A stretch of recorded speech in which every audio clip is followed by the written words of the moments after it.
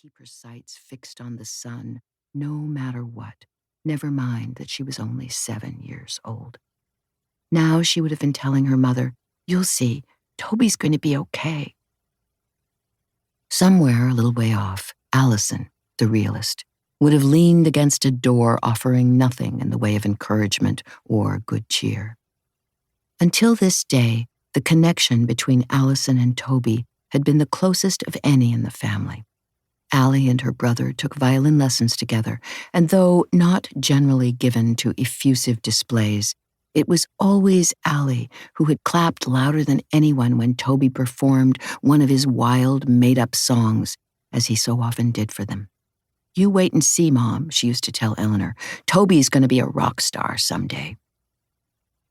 Observing the scene at the hospital as she did that night, and knowing what it meant when a person stopped breathing for as long as Toby probably had, Al had conveyed an attitude of total resignation concealing despair.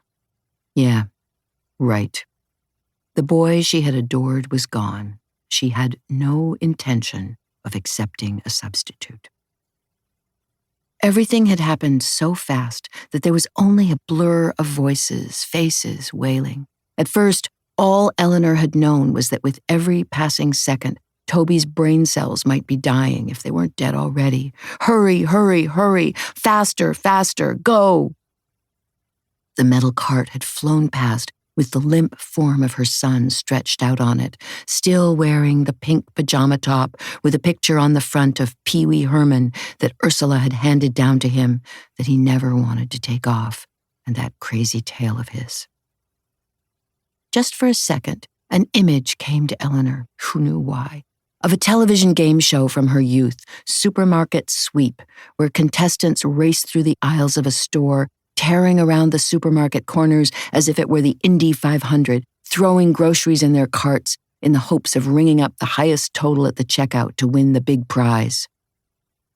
Then, dead stillness. Toby had been taken to a room somewhere on a bed hooked up to so many tubes and wires that there would be no way of recognizing a child lay hidden in there.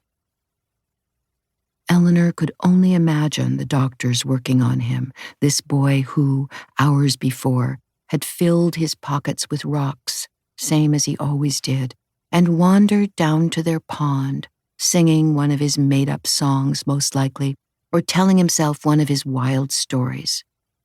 This was her amazing boy, who talked to Mr. T and celebrated the webs between the toes of his left foot. "I'm part boy and part frog," he'd told them. "I'm looking for my brothers." Sometimes he was a frog, sometimes a dinosaur, sometimes a teenage mutant ninja turtle, Michelangelo. Inside the room Eleanor was not allowed to enter, a screen would have been monitoring the activity of her son's brain cells. Not quite a flat line, but close. No doubt all of these things happened that night, but now, close to a quarter century later, Eleanor can summon only the vaguest memory of these parts of the story, or of the endless 12-minute drive to the hospital that came before it, following behind the ambulance, or the doctor coming out of the examining room, holding his clipboard, arranging his face before he spoke to them. We did everything we could. We'll just have to wait and see. Assess the damage. When she thinks about that night, as she still does after all these years, the memory Eleanor keeps returning to is of her husband, Cam, and their 2 older children, Allie and Ursula, in the waiting room after they took Toby away to work on him. Eleanor's brain stays stuck on this one image of Cam, standing in front of a vending machine in a corner of the visitors area, trying to buy a pack of peanut M&Ms for Ursula.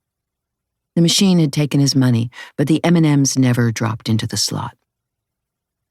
Unlike Eleanor, who, in those days, had regularly visited a place she'd named Crazyland, Cam was never one to display large or troubling measures of anger. He'd hit the side of the machine a couple of times, the way a person might when on the floor, playing with a young child whose toy, something battery-operated,